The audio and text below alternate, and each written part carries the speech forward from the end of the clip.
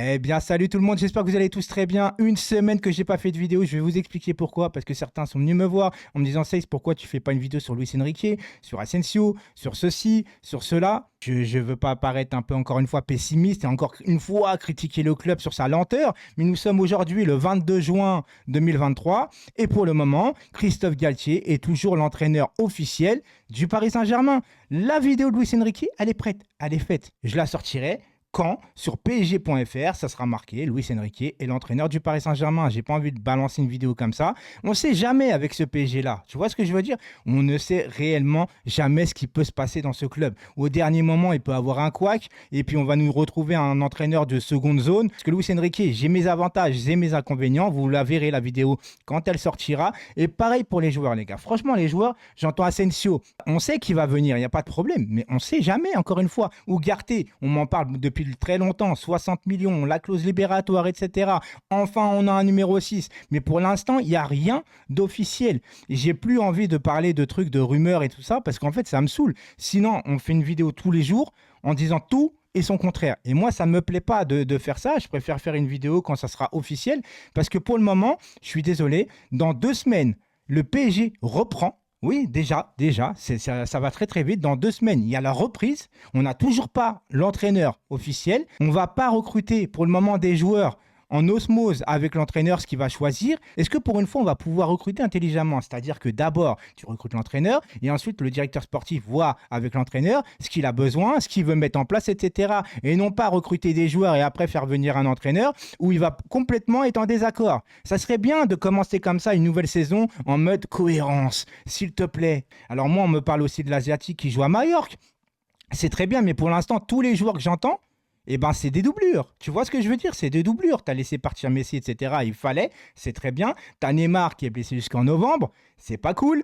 Tu as Kimpembe qui est blessé jusqu'en janvier. C'est pas cool non plus, même si Kimpembe, pour moi, n'est pas titulaire. Le seul réel titulaire pour le moment, entre guillemets, ou que ça reste officieux, encore une fois, il n'y a rien d'officiel, c'est Skriniar. Skriniar, tu sais que lui, quand il arrive, il sera titulaire indiscutable. Voilà. Mais c'est le seul. Alors Skriniar, au début, j'avais encore des doutes. Je me dis, putain, on va encore recruter un mec comme par hasard qui est une fois très bon en défense centrale. Mais sauf que depuis que tu l'as recruté, il avait mal au dos, le type. Il jouait plus à l'Inter.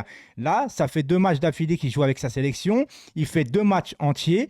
Tout va bien. On va espérer que tout va bien pour le Paris Saint-Germain et qu'on va recruter vraiment, cette fois, un vrai défenseur central qui n'a pas peur des grands rendez-vous. Pour le reste, qu'est-ce qu'il voulait que je vous dise? Asensio, on sait très bien que normalement, lui, il ne sera pas titulaire. Mais avec Luis Enrique, qu'il est espagnol, et puis Luis Enrique, je sais qu'il aime bien. Alors certains me disent, mais c'est ce que tu es sûr que ce soit Luis Enrique? Je suis sûr à 90%.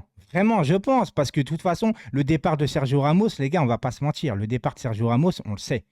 C'est parce qu'il ne s'entend pas avec Luis Enrique, alors que Sergio Ramos était vraiment, vraiment proche d'une prolongation de contrat avec baisse de salaire. Il était bien à Paris, il avait envie de rester. S'il est parti, c'est pas pour rien. Pareil pour Asensio, s'il a fait un volte-face aussi rapidement pour dire je veux venir à Paris, c'est que, tu vois, il a entendu des bruits. Le mec le sait déjà pour Luis Enrique. Mais jusqu'au dernier moment, tant que moi, je ne vois pas marqué officiellement sur le site du Paris Saint-Germain et pas sur la presse et pas sur des autres médias, je veux que ça soit officiel de la part du PSG, que ça sorte sur Twitter avec une présentation, etc.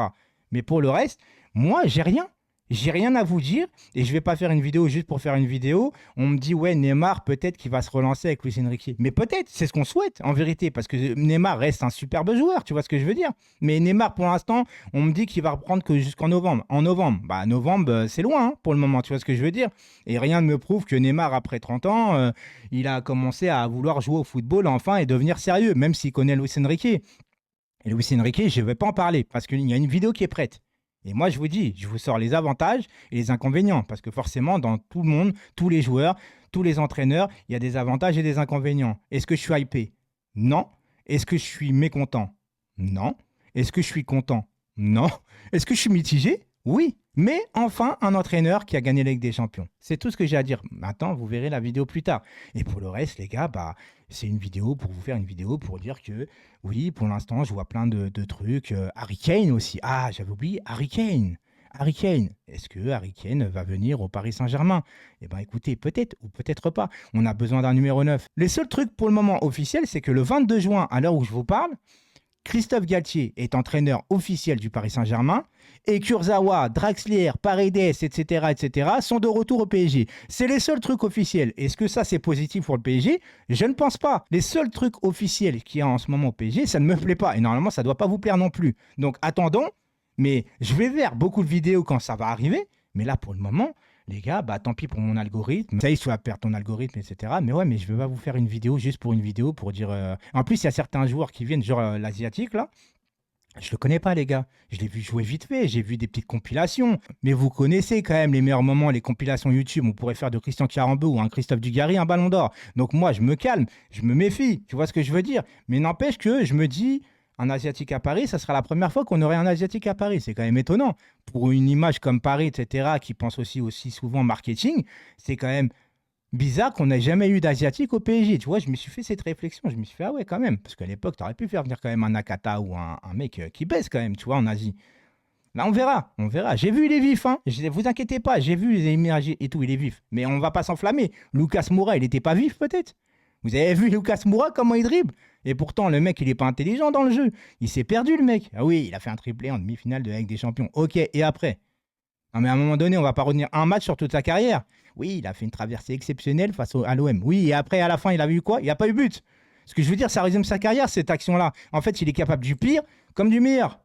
Enfin, du meilleur comme du pire. Donc écoutez, voilà, j'ai que ça à vous dire parce que le reste, bah, j'ai rien à dire. J'espère que ça va se décanter très rapidement parce qu'au PSG, le vrai problème qu'on a, c'est qu'on est lent. On est vraiment lent. T'es pas patient. Non, je le suis pas parce qu'il faut là, maintenant. Là. Faut préparer maintenant. Tu vois, les autres clubs, ils ont déjà fait des trucs et tout. Et nous, on est en mode Langbada encore. Tu vois? C'est parce qu'à mon avis, on n'est pas sûr. À mon avis, il y a des trucs contractuels qui n'est pas possible, etc.